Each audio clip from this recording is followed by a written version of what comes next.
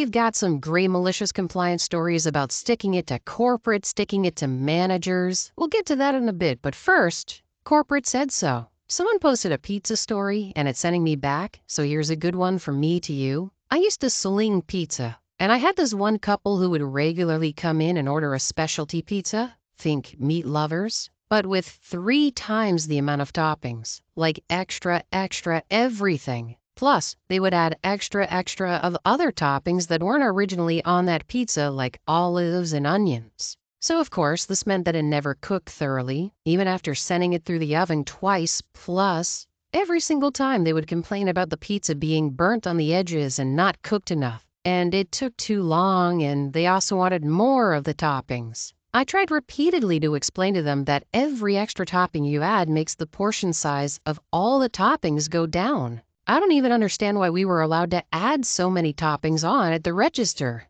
Anyways, about the 5th or 6th time I replaced the pizza for them because they kept complaining to corporate and received credit. The man came in again and said they spoke to corporate, and corporate wants me to make the pizza the way they want it. I knew that isn't true. There really wasn't a corporate customers could call, just a call center, and those people did not care. But I decided to do exactly what they asked, but made sure to explain to them that if I made it their way and it didn't turn out well, they wouldn't be getting any more remakes. I took the order and made it as they were expecting. Kind of. I put full portions of each topping on that monster. To say that the pizza was a freaking mountain is an understatement. It didn't even fit in the oven. I had to take toppings off. I did feel a little bad at this point, knowing full well they paid, with the store credit, over $40 for this one pizza, and there was no way it would ever properly cook. So I did give it 2 runs to the oven, but that still didn't help. It was pan-to-pan toppings, so getting out of the pan sucked, and I just put and cut it right in the box so the toppings wouldn't fall everywhere. After I cut it, the slices disappeared under the toppings, and you couldn't even see crust. So it just looks like a giant pile of trash toppings dumped in a box.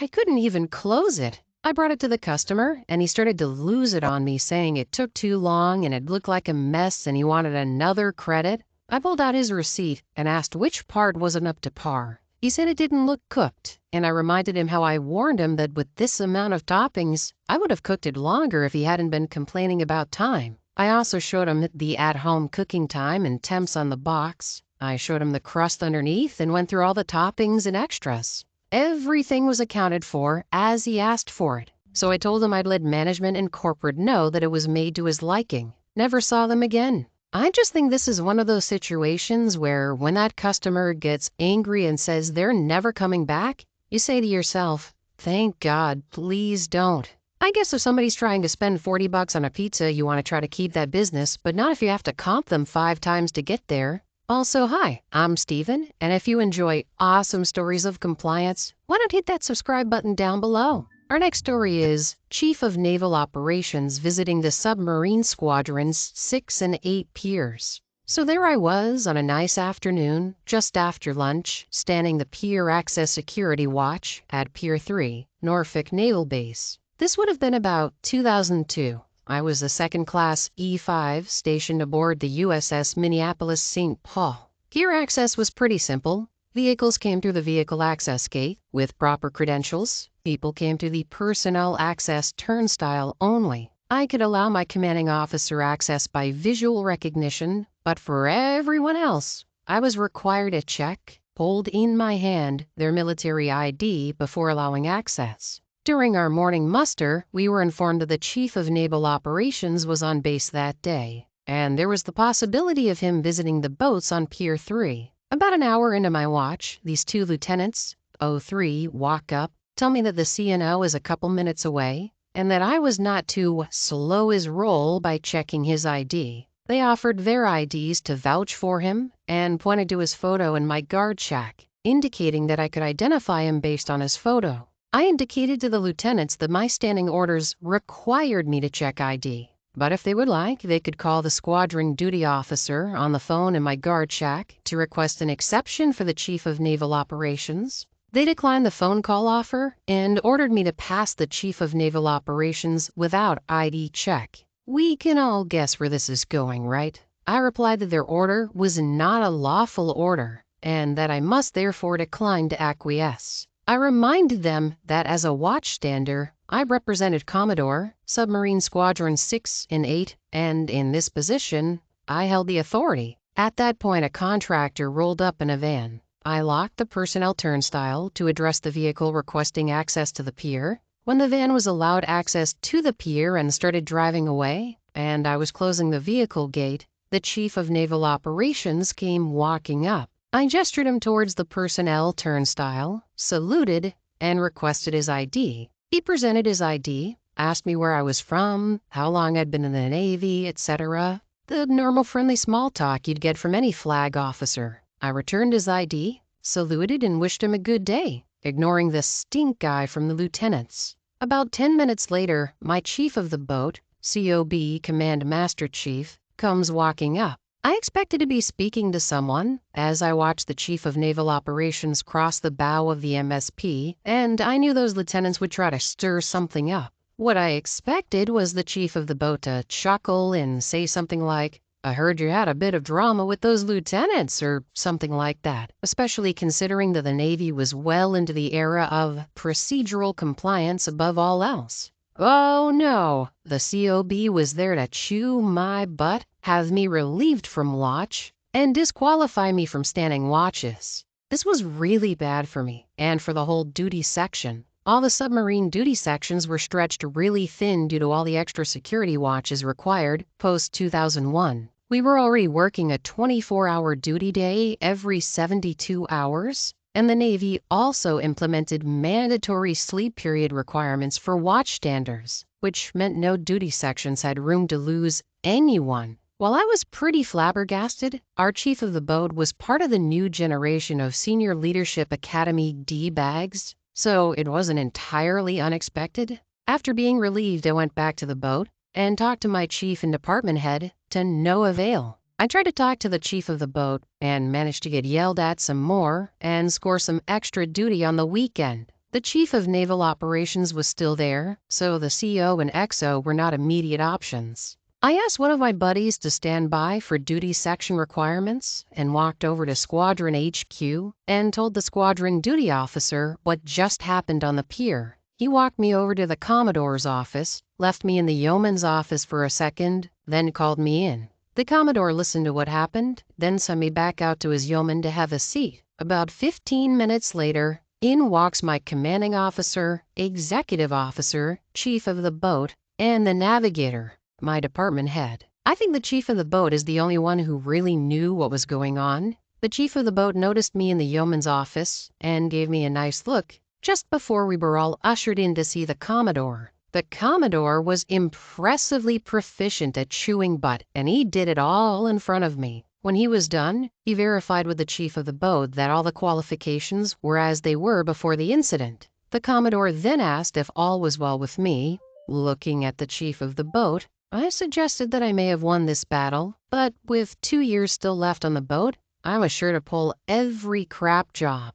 The Commodore shook my hand, passing one of his squadron coins. He then wrote his personal cell number on one of the business cards and said if I ever felt mistreated on the boat, I was to call him immediately. When we left, I walked out with the navigator over to McDee's for a Coke and to talk about what happened. The commanding officer, executive officer, and chief of the boat left together, and I heard the commanding officer yell at the chief of the boat, "What the freak was that crap show all about?" At the McDee's, the navigator told me that the senior officers were in the wardrobe having coffee with the chief of naval operations and had to cut it short when the yeoman informed the commanding officer that he, the executive officer, navigator, and chief of the boat were needed at the squadron on an urgent matter. When the chief of naval operations heard that, he said, "Well, I've taken up enough of your time," and ended their chat. The MSP was a horrible boat the whole time I was there. 4 people ended things and a 5th attempt in the 4 years I was there. Several people in leadership roles were fired during those 4 years, including the chief of the boat in this story and his predecessor. Well, considering the loss of life, I sure hope that the people that were overseeing this whole thing did get fired. This whole story went from "that's awful leadership" to horrendous. Our next story is new manager, new rules. Okay, boss. This happened a few years ago. I used to work in community-based mental health, which required me to go to people's homes, etc. I was almost never in the office, maybe 1 to 2 hours a week. The rest of the time I was at home or in the field. My car and couch were my office. Then I got a new manager. First thing they tell me is I can't wear my flip-flops anymore. Okay. Don't like it, but okay. They then say I have to be in the office 2 days a week.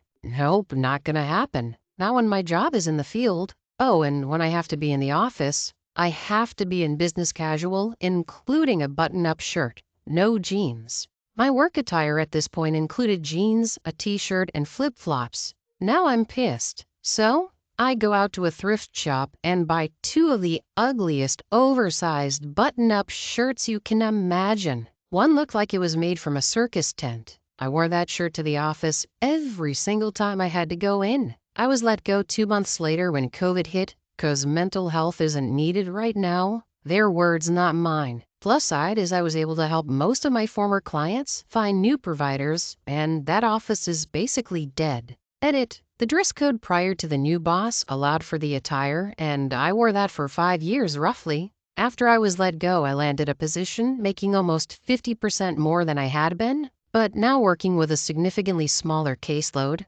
I went from 90 clients to 13. I went from working with all ages to just teens. That's honestly hilarious that when COVID hit, they said, mental health isn't needed right now. Obviously, OP included that to point out how horrendous that statement is. I mean, mental health issues, I think, spiked worldwide during COVID. People being cooped up in the house all day, things being canceled, no places to go, not many places open. It was an awful time for mental health. That said, our final story of the day is, careful what you ask for. Not sure if this qualifies. I used to work at an internationally known pizza establishment. Think a big old rectangle and Pips right out of high school. At some point, they did a complete overhaul and added fun new features like pizza tracking and being able to rate and review and comment on your order online, so long as you ordered online. Each shift, the manager on duty was tasked with going through the reviews and following up on any of the negative comments that came in during their shift. One night I was cleaning the line when I hear my GM burst into laughter. Being the curious scamp I am, I went to see what he was laughing at. He points to the screen, rolling away from the desk to give me room to read the comments section on an order from earlier in the day, before either of us had arrived. The opening manager, who was the GM's little brother, was interesting to say the least. I don't think he really liked his job. Who does when you work in the fast food industry? So he really didn't care if customers complained. As such, he had a tendency to follow orders to an extreme. This is where the malicious compliance comes in. If a customer asked for a light onion, you were lucky to find 3 pieces of onion on the entire pizza. If you asked for extra, I really hope you like whatever topping you asked for extra of, because you're gonna get it. The customer from earlier in the day had ordered a barbecue chicken pizza and asked for extra chicken. It's been almost 10 years, and I still remember the feedback he left in the customer comments section verbatim. I know I ordered extra chicken, but I wasn't expecting the whole freaking bird on my pizza. So I'm not gonna lie, if I went to a pizza place and I ordered for extra of a topping and the pizza just was exploded with that said topping, I feel like that would actually inspire me more to be a repeat customer, wouldn't you guys think so? Or should there be a level of respect when you say you want extra of something that you should only have mildly more than the usual amount? Like, let's say you really love bacon. You order extra bacon, and this thing has bacon almost on every inch of the pizza. Are you really gonna walk away from that experience going, well, that's not what I asked for, or, well, that doesn't make me happy? Guess it depends how much you like said topping, but man, I would be darn happy. I'd probably make this my go-to pizza place.